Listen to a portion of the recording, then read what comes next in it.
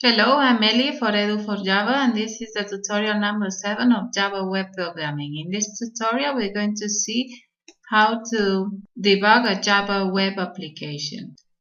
We're going to debug login.jsp and we're going to debug login servlet. For this, we're going to put a breakpoint in the same place. First in login servlet, in the line of password, and in login JSP. Let's have a look at login servlet. Here we are. In the method to post, we put a breakpoint in the line of password. We put it making double click in the left hand side, and we delete it the same way.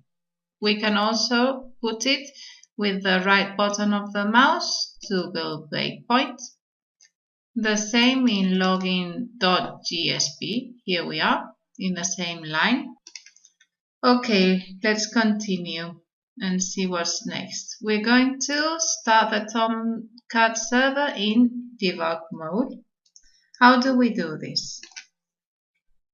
If you remember, we started the server here with this icon. In the debug mode would be with this icon. But now we're going to do it with the right button, login HTML, debug on server. Okay. Here we are. The advantage of doing this is that the browser opens directly in localhost. If I press send here, I am now in the perspective, the debug perspective. This is going to be customized as you want. I like it this way, with the debug, the breakpoints, and the outline on the left, the console, servers, tasks, and variables at the bottom. Here we can see the objects, the variables, like request, response. Here we have request with the attributes, for example. This on the left is called call stack. It has the movements of the server. Each one of these is a thread. Tomcat is multi-thread. It works with a lot of threads. This thread in particular, this one here, which is attending our request, which was made through the browser here, has just stopped. It stopped in login.jsp in the line 11, just where we made it stop. Let's see what's next. Okay, to try the servlet, we are going to create a login-servlet. Here with this icon, we can continue the execution. We press it. With this, we can stop the server. We go to Java perspective, now that it's stopped. Web content, new HTML file, and we said it was going to call login servlet.html. Finish. We copy what we had in login HTML.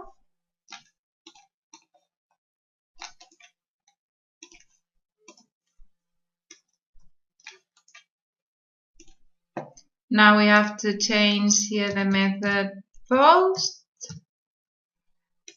and we write login instead of login.gsp, because login is the one which is mapped in the web.xml with the servlet. Okay, let's try it. Right button, debug on server. Yes, we want to save changes. Okay, we write edu4java and send. Here we can see that it stopped in login servlet. And here we can see one thing. Remember I wrote edu4java? We can see it here. We wrote edu for Java for the user to come into the login. This parameter was taken from here, request get parameter, and it is kept in user. If I put the mouse on top, you can see it's edu for Java.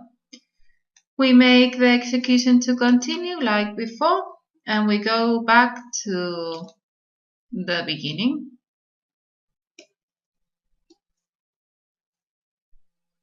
Now we write here login.html instead of login.servlet.html, and we write edu for Java again. Send.